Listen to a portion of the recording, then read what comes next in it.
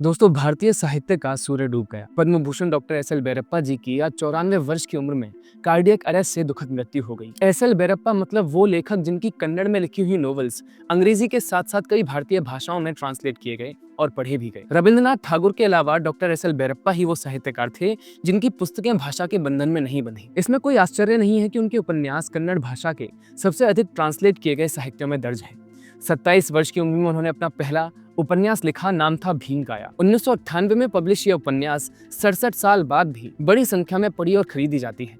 S L बैरप्पा के impact को बताने के लिए ही काफी है। पर्व, वंश वृक्ष, गौरभंगा, मंदरा, तंतु, भिष्टि, ऑर्फन्ड, ब्रिंक, सियोन और अवराना जैसे उपन्यास लिखने वाले एस एल बैरप्पा जी ने 2017 में उपन्यास लिखने से संन्यास ले लिया।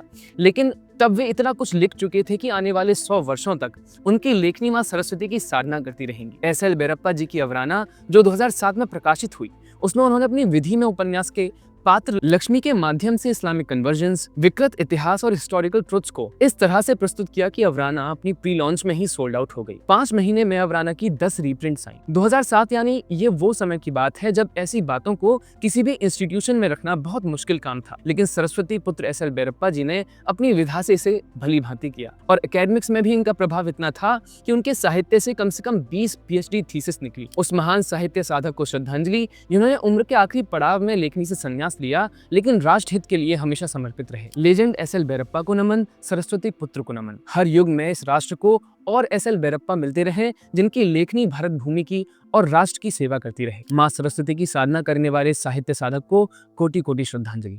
ओम शांति।